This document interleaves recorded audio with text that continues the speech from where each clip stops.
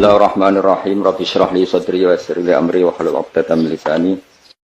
Kula ingat betul kula didhawuhi Mbah Mun, wong iku ra iso niru pangeran. Mergo pangeran iku la yaqulu wa la yashrabu. Eling-eling. Terus wong iku ra iso niru napa? Pangeran. Pangeran kan mboten dahar, mboten minum.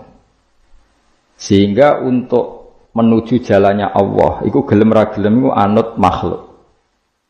Lane wong keliru muni sithik-sithik langsung anut pangeran. Pangeran iku ora dahar, ora minum. Berarti dari zate pangeran itu tidak mungkin kita tiru. Mergo laisa kamislihi syai'un.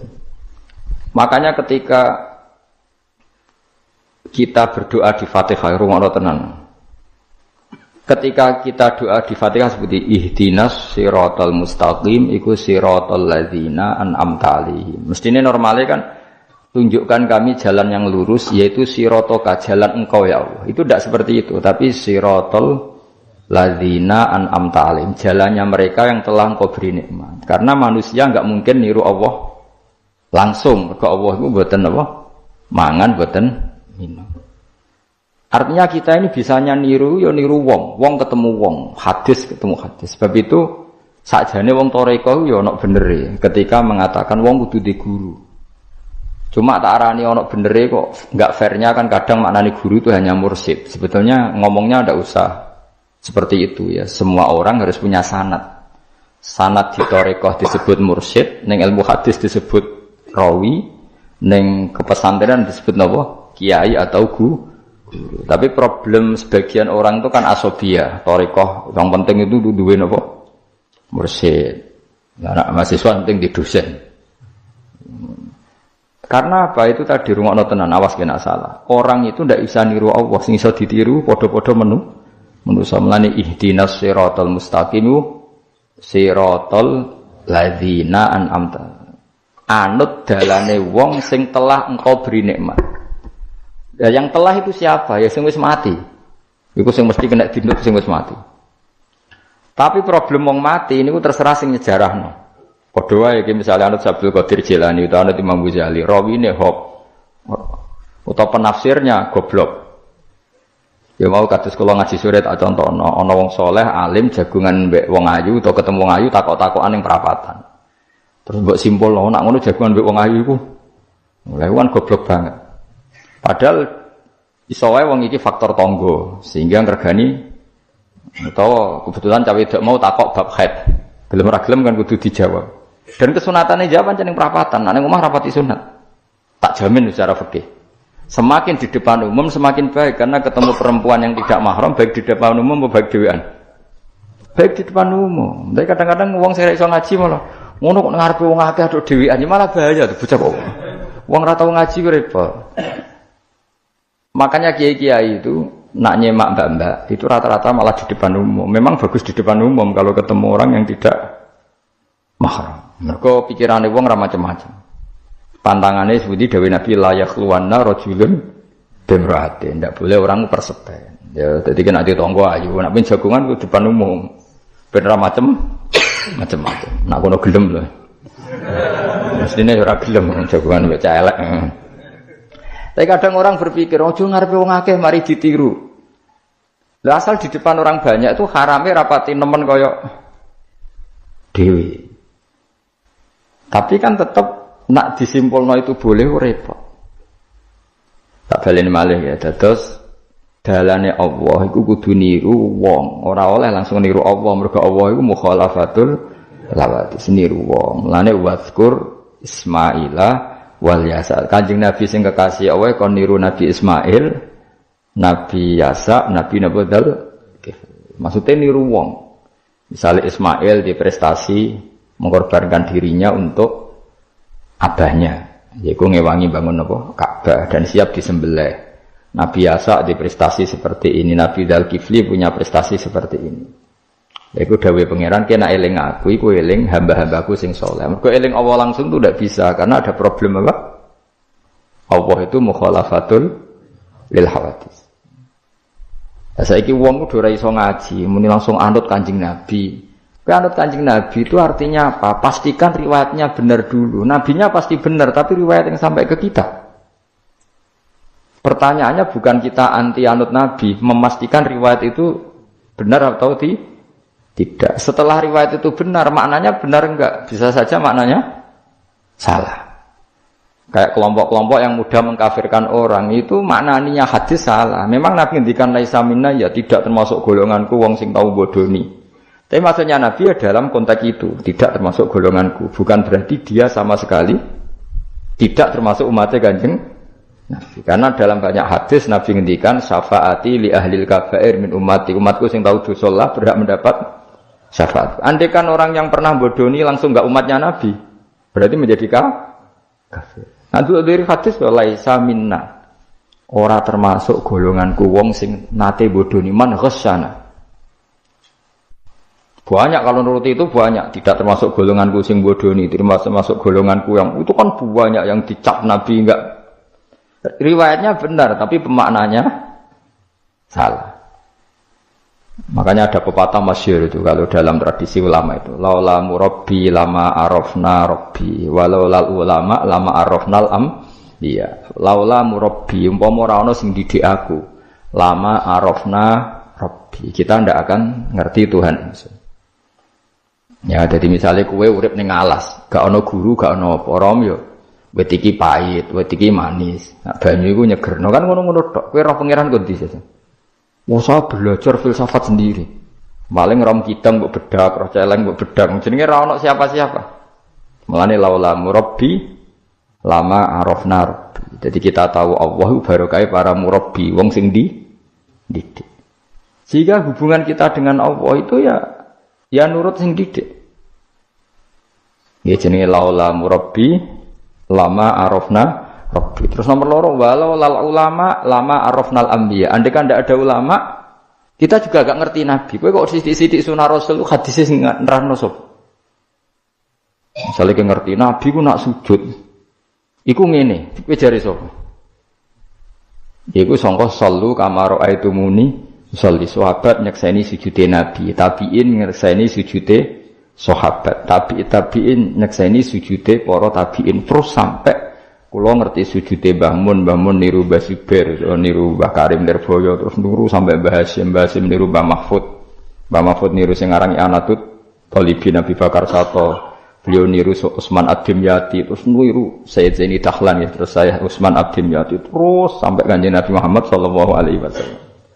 Mulane walau lal isnad laqala man sa'a ma seandainya tanpa sanad maka orang akan ngomong sekena. Karena itu agama. Sehingga Allah orang ngendikan ihdinas siratal mustaqim siratoka, tapi ngendikane siratal ladzina. Kita harus ngikuti orang. Orang itu siapa yang bisa diikuti? An'amta alaihim, yang telah engkau beri nikmat. Nah, saiki wong udah ora ngerti ngaji ngene iku. Supaya anut Nabi. Karena kalau anut Nabi secara 100%, misalnya ki sisa niru nyun sewu, misalnya wis iso niru hal tertentu. Sesuai nak serampangan, saiki sampe nak bedheki. Kowe saiki misale wis iso niru Nabi salat qobliyah. Wis qobliyah niru Nabi, cingkrange wis anut Nabi. Wis misale, terus ba'diyah wis niru Nabi. Nanti kalau agama itu tidak ada riwayat. Nabi urip ning Mekah Madinah, kenapa kamu tidak urip ning Mekah Madinah? Misalnya pertanyaannya seperti itu.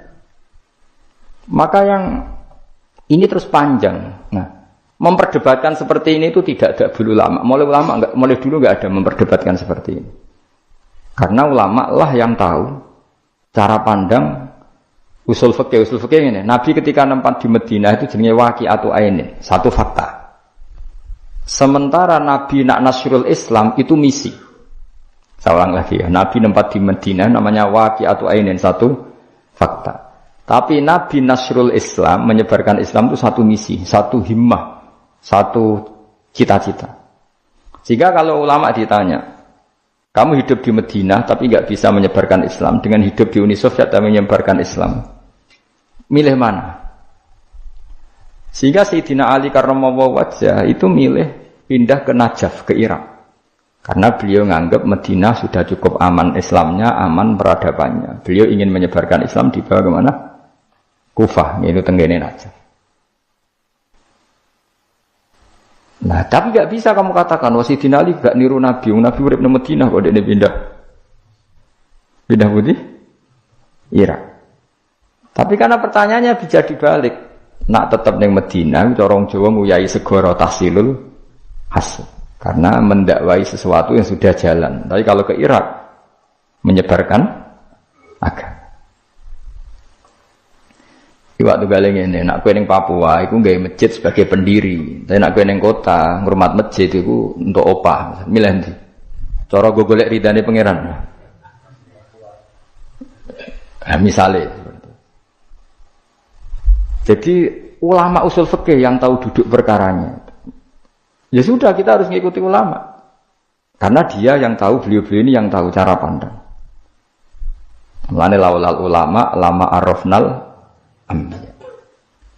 Dulu ketika era murni itu orang sedekah itu biasa, mesti diterima. Hadiah ya biasa mesti diterima. Tapi ketika era Umar bin Abdul Aziz, beliau jadi khalifah, dulu seperti itu namanya sedekah, sekarang suap. Semenjak itu ada aturan baru, kalau orang sedang jabat, kok dikasih hadiah orang berperkara itu enggak boleh, karena potensinya. Dulu enggak kebayang ada suap itu, karena orang kalau ngasih ya ikhlas, bahkan diterima itu sudah senengnya bukan. Nah, saya tidak, salam templek sidik ngatur kiai. Mulai dolim. Jaluk aneh orang aneh-aneh, orang sekedar ngundang pengajian, jaluk swarga. Amit-amit tenan. Justru itu mari ras swarga, wong salam templek ngono kok. Jaluk aneh apa? Jadi saya ulang lagi ya, eling-eling makalah ulama, laula murabbi lama arafna rabbi, walaulal ulama lama arafnal anbiya. Karena kita butuh sanad. Kalau kamu tanpa sanad, maka membayangkan Islam itu sesuai yang kamu bayangkan tadi. Jadi misalnya kita bayangkan Nabi itu figur yang begini-begini. Padahal kadang Nabi itu figur yang secara ilmu sholah itu malah kadang nggak iso nalar. Sing iso nalar itu ilmu yang riwayat. Misalnya gini, Nabi itu punya sisi unik. Kalau dahar itu di depan umum. Ya kadang sampai di luar di depan umum. Terus kalau memperlihatkan sebagai manusia itu ya diperlihatkan. Kenapa? Karena Nabi jadi Nabi itu setelah Nabi Isa. Nabi Isa karena begitu sempurna malah kecelakaan dianggap pangeran. Jika Nabi itu kalau dari di depan umum. Terus Nabi istrinya banyak. Karena untuk mempertegas bahwa Nabi itu tidak Tuhan. Karena ciri utama Tuhan itu tidak beristri, tidak beranak, tidak makan, tidak minum. Jadi kamu ini cara bahasa modern itu Nabi justru bikin kontra dengan Tuhan supaya kelihatan tidak sebagai Tuhan. Nak loro yo bangga, nak dahar yo bangga, nak ngombe yo bangga. Justru itu bagus. Itu di ranah ilmu. Tapi nak di ranah rasa kowe kan seneng di panutan sing terkenale ra tau mangan. Terkenale ra tau ngombe. Kan kesane kan luweh keren. Tapi secara ilmu itu tidak bagus karena nanti ada potensi kecelakaan dianggap Tuhan. Itu contoh-contoh kecil. Jadi itu ilmu. Dan yang tahu itu ya tak ulang lagi ulama. Justru Nabi ketika sakit, ketika dipanah ya luka, ketika diantemi wong kafir ya berdarah-darah, itu bagus. Orang nggak perlu memitoskan Nabi itu orang yang misalnya nak dipanah ra tedas, dibacok rapopo. Iku gak Nabi pendekar jadi paham. Jadi tapi itu secara ilmu dan sahabat nggak pernah kecewa misalnya nyon sewu Nabi dipanah kok popo ya ra kecewa ya seneng ae. Karena mereka diajari Nabi, aku itu gak pangeran. Tidak ini saya cerita. Jadi andai kan agama itu tidak berdasar sanad, tidak berdasar ilmu, maka orang akan menghayalkan agama dengan pikirannya sendiri. Itu kan seperti orang idolakan Gajah Mada, wah Gajah Mada terlalu sempurna sampai musno. Jadi gak ada kuburane, balik neng langit. Soalnya itu intilah musno terus macam-macam. Nah bayangkan kalau agama disepertikan itu, betapa bahayanya. Makanya agama itu butuh apa? Sanad. Karena sanad ini yang menjaga konstitusi apa? Agama. Makanya eling-elingin apa? Laulal ulama lama arafnal anbiya, walau lamu rabbi lama arafna rabbi. Kita tidak pernah tahu Tuhan kecuali. Nah maka guru ini posisinya kuat sekali. Saking kuatnya posisi guru, Ya guru yang seperti ini sampai ada pepatah tadi man ta'allama bila sayyidin fasahu setan. Orang belajar tanpa guru berarti gurunya itu setan. Karena ekstrimnya guru. Ekstrim. Orang tanpa guru itu. Nah kemudian terus mulai ada dominasi. Orang toreko hanya nganggap itu mursyid. Mahasiswa yang nganggap itu dosen misalnya. Terus di tradisi ilmu itu guru. Sebetulnya itu tidak itu semua, yaitu bagian dari itu, tapi tidak itu semua. Yang penting itu ada sanad. Sehingga cara pandang itu tadi. Nabi di Medina itu waqi'atu ainin, satu fakta sosial. Meskipun dengan segala Madinah, tetap itu satu fakta sosial. Buktinya zuriyahnya Rasulullah terbanyak hidup di Kufah. Mulai Sayyid alim-alim di Kufah, setelah itu pindah ke Yaman. Apakah pindah ke Yaman itu berarti meninggalkan tempat yang pernah disinggahi Rasulullah? Tidak seperti itu. Tapi ciri utama Nabi itu dakwah dan nasrul ilm. Dan yang butuh zaman itu Yaman ya ke Yaman, yang butuh itu ke Indonesia ya ke Indonesia. Nah, andai kan sunnah Rasul dimaknai secara sepihak, kudu urip ning Madinah.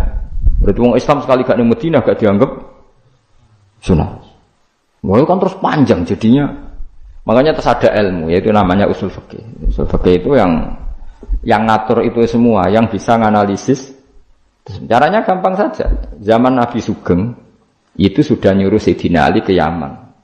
Disuruh dakwah ke Yaman. Beberapa sahabat disuruh ke daerah-daerah terpencil. Artinya apa? Andai kan yang ditempati Nabi Madinah itu jadi sentral harus orang di Madinah, Nabi tidak akan menyuruh orang keluar dari. Tapi nyatanya mereka disuruh keluar demi kepentingan dakwah. Berarti keluar dari Madinah itu bukan meninggalkan sunnah Rasul. Akhirnya terus jadi ilmu. Makanya terus dibedakan mana waqi'atu ainin, mana yang misi. Tentu didahulukan apa misi atau himmah. Jadi itu harus ada ilmunya. Memang seperti itu. Misalnya termasuk yang paling terkenal saya contohkan berkali-kali. Nabi itu kalau sedekah ya pakai tamer. Kalau uang ya pakai dinar. Tapi ilmu kita tahu maknanya itu adalah alat tukar. Sehingga di Indonesia kita sedekah pakai rupiah. Kalau Nabi pakai tamer, kita ganti beras karena maknanya qut, makanan pokok. Ojo kok pepeh niru Nabi. Lagi niru Nabi saiki berarti sedekah rupiah gak niru Nabi. Nabi gak pernah sedekah pakai rupiah, tapi pakai apa? Dinar. Nah itu terus ada ilmunya. Yaitu disebut ada ilmu waqi'atu ainin. Kebetulan Nabi orang Mekah, maka sedekahnya pakai dinar. Di era itu orang Mekah seringnya dahar kurma. Terus itu semua dimaknani qut sama alat tukar apa? Qut sama alat tukar. Sekarang alat tukar rupiah ya berarti sedekahnya rupiah. Kalau zakatnya dulu makanan pokok di Mekah ya kita zakat pakai makanan pokok di Indonesia. Maknanya beras. Itu ya ulama lagi yang tahu itu ulama. Lan eling-eling ihdinas siratal mustaqim itu siratal ladzina. Jalannya mereka yang telah engkau beri nikmat. Karena kalau langsung anut Allah, anut Kanjeng Nabi misalnya, terus sanatnya gimana coba? Misalnya sholat madhep Ka'bah, itu ya sudah kita anut Nabi, sholat itu madhep Ka'bah. Tapi zaman Nabi teng Medina itu luas masjid Medina itu sudah lebih dari luasnya Ka'bah. Geleng-geleng. Dina ana wong fanatik Ka'bah itu, fanatik presisi Ka'bah, itu rapati ngaji. Zaman Nabi Sugeng itu luas masjid Medina itu sudah lebih luas ketimbang Ka'bah. Ka'bah itu hanya 18 kali 16 meter. Saya rungokno 16 sampai 18 meter diameternya ini. Berarti kalau ingin kenceng Ka'bah, semua masjid harus luas maksimal itu 18 meter. Karena kalau masjid itu 50 meter, berarti ujung yang sana sampai sana itu sudah tidak center Ka'bah. Kalau ingin center harus bentuk U. Loh iya kan? Kalau Ka'bah itu 18 meter, kalau ingin kenceng Ka'bah berarti masjid semua harus berapa luasnya? 18 meter. Nanti kalau 50 meter yang ujung sana sama ujung sana, bodoh Ethiopia, bodoh. Tapi zaman Nabi Sugeng, itu masjid di Medina itu sudah lebih luas ketimbang diameter. Itu menunjukkan bahwa madhep Ka'bah itu tidak harus persis Ka'bah untuk jarak yang jauh, cukup jihad. Jihad itu namanya arah. Ya terus seperti itu. Lagi-lagi laul ulama, lama arafnal ambi. Kemudian nasah mansuh. Kalau sampean belajar textbook, Nabi Ibrahim bojone akeh, Nabi Dawud bojone akeh, Nabi Sulaiman apa meneh. Kowe langsung anut. Ya tidak bisa, ulama yang tahu ini syariat yang sudah mansukhoh, sudah dihapus ketentuan. Ya begitu terus. Ngilangin najis ya begitu, terus ngelola anak ya begitu, semuanya. Terus ulama ngarang fikih detail itu, disebut kitab fikih itu, ada Fathul Qorib, ada Fathul Mu'in. Jadi kamu tidak bisa berdiri sendiri memahami agama. Makanya laulal isnad laqala man sa'a masa. Andaikan tidak ada sanad, maka orang akan semau gue. Karena dia punya pikiran, kebetulan dia kiai, dianggap itu pikirannya Islam. Dia punya pikiran, kemudian dia mubalek pas acara Islam, dikira itu pikiran, padahal pikirannya. Juga ada orang ngomong, kiai sekarang harus kaya, kalau nggak kaya nggak dihormati. Mana ada target Islam ingin dihormati? Itu satu kesalahan. Bilang harus kaya. Mana ada di antara hukum fikih itu kaya itu harus. Mengharuskan sesuatu yang tidak wajib itu dosa besar. Ijabu malam yajib. Itu dosa salahnya kebanyakan. Terus target supaya dihormati. Mana ada target Islam orang ingin diridani Allah, ingin dihormati uang itu.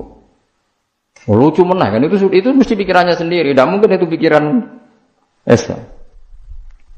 Ya dileng-leng ya. Laulal isnad laqala man sa'a masa. Andai kan tidak ada sanad, maka orang mau ngomong apa saja ngomong. Terus dibutuhkan sanad. Termasuk hal-hal sing ekstrim, itu juga butuh sanad. Misalnya ini contoh paling gampang. Ada dua orang saling bunuh, sama-sama mukmin, sama-sama bawa pedang, tarung, terus yang satu terbunuh. Zaman Nabi Sugeng itu ngendikan al-qatil wal maqtul finnar, yang bunuh dan yang dibunuh di neraka. Buktinya zaman sahabat itu iskal itu janggal. Hadza al-qatil ya Rasulullah, fama balil maqtul. Oke, kalau yang terbunuh, yang membunuh masuk neraka saya sepakat ya Rasul. Tapi kalau yang dibunuh dosanya apa? Jawab Nabi, innahu kana harison ala qatli sahibi. Yang terbunuh sebetulnya mentalnya pembunuh, cuma nasibnya. Maka yang diukur Islam itu himmah, bukan nasib. Dia terbunuh itu fakta, tapi mentalnya pembunuh, sehingga dia harus masuk neraka karena mentalnya pembunuh, nasibnya terbunuh, tapi mentalnya pembunuh, sehingga al-qatil wal maqtul finnar. Nah itu seperti itu. Kalau enggak kita pakai riwayat enggak bisa, kita masih pakai logika yang qatil di neraka, yang maqtul di surga. Maka jangan-jangan kita di Indonesia bisa saja kita ini Islamnya luar biasa, karena justru di Indonesia itu kita dakwah. Makanya di guyonan kiai terkenal itu, ini kisah nyata tapi jadi guyonan, tapi nyata. Ada orang dari beberapa negara yang sudah tertib manajemen. Jadi imam masjid digaji, muadzinnya digaji, bahkan sekedar muadzin itu bawa BMW kalau mau ke masjid. Singkat cerita si kiai-kiai ini, ulama-ulama internasional ini datang ke Indonesia di Surabaya pas itu tepatnya, bangga. Imam di sini dapat apa? Tidak dapat apa-apa. Betul nggak dapat dia nggak apa-apa. Imam akbarnya saja nggak dapat apa-apa. Wah mereka cerita, wah kalau di kita digaji gini. Karena negara sudah peduli sama imam masjid, sama imam musola gini. Nah, setelah dia bangga sama Kiai Indonesia digosok. Makanya kamu sholat terus ya, takut potong gaji. Itu kagetnya bukan main yang ulama-ulama internasional. Karena kalau satu bulan itu gajinya pas itu cerita 70 juta yang kelas Timur Tengah. Bisa kamu bayangkan berarti per sholat berapa ya? Kan satu sholat itu 5 ya, 5 kali 30 berapa? 150. Berarti per sholat nilainya sekitar 1 juta ya? 500.000 ya? Berarti kalau nggak sholat 2 kali potong 1 juta. Oh kagetnya bukan main ketika digojlok ulama Indonesia. Makanya kamu sholat terus ya, takut potong. Saatnya Indonesia khair, Indonesia bagus kan ya, mergo rasa apa? Rasa gaji. Meskipun ya mutang-mutang bolak-balik. Nah ini cerita, yaitu guyonan, tapi itu masuk akal. Jadi kita ini jangan, kadang-kadang kita ini merindukan Indonesia kayak negara-negara di sana yang imam masjid diapresiasi oleh negara, muadzin diapresiasi, itu oke. Mungkin pada sisi negaranya bagus karena ngurus orang-orang soleh. Di sisi orang solehnya yang masalah karena mengganggu ikhlas. Jadi kalau wong kiai disuwani wong ayuhin. Wong ayune delok kiai jari ibadah, kiai ini sing masalah nek delok terus. Jadi Ya jadi delok wong alim kan ibadah, sing masalah sing wah repot tuh. Ya kayak tadi, negara berbuat baik sama kiai, misalnya kiai digaji gini, negaranya baik karena ngurmat kiai, tapi kiai tergantung gaji ini yang mulai masalah.